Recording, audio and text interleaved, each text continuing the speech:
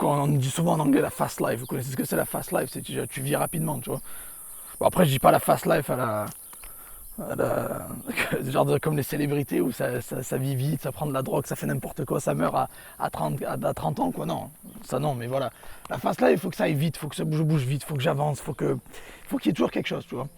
Et bon, après, ça peut être une bonne chose ou une mauvaise chose, mais généralement, c'est bien parce que je me pousse toujours, en fait, à aller au-dessus, à faire autre chose.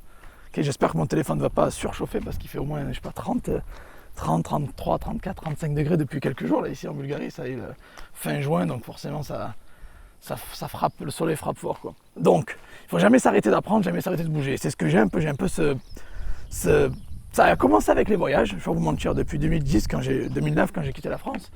J'ai commencé à voyager, Berlin, j'ai commencé avec Berlin, puis après je me suis jamais arrêté. Et là j'en suis à 51 pays visités.